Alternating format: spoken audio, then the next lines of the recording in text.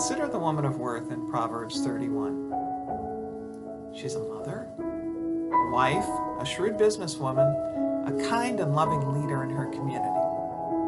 She weaves, she spins, she sews, she serves her family and those in need. Yeah, we know she gets up before dawn, but my goodness, how does she do all this? I'm Melanie Rigney, the author of Woman of Worth, Prayers and Reflections for Women, inspired by the Book of Proverbs. The woman of worth has been seen as an almost impossible standard for centuries. We regard her as the same today, and yet there are bits and pieces of her in all of us. In these videos, I'll take a brief look at the verses in Proverbs 31 and explain how we can become closer to the Lord by following her example.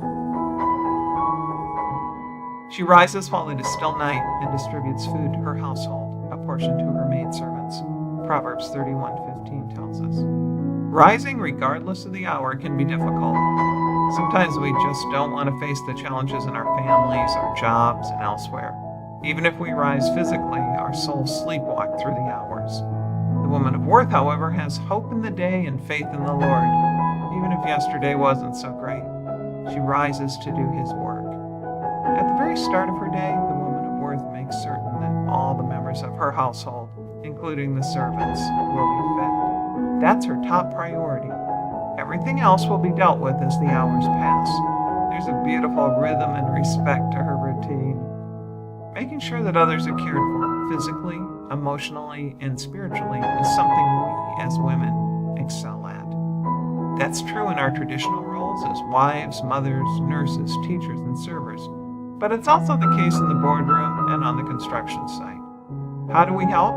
Surely by preparing meals for those who depend upon us as well as ourselves. But there's something deeper than bag lunches and sandwiches here. Food that fills a grocery cart or a hungry person's stomach is important. So is the food that feeds the hearts and souls in the way we interact with each other.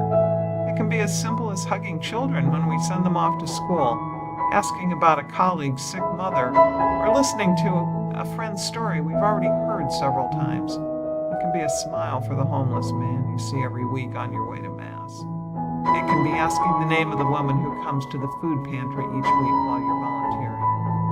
And the earlier in our day that we start, regardless of the hour we rise, the more we can serve. To learn more about embracing God and the woman of worth He sees in you, please check out the other videos in this series, or consider buying Woman of Worth, Prayers and Reflections for Women inspired by the Book of Proverbs at your favorite local or online bookstore, or at www.23rdpublications.com.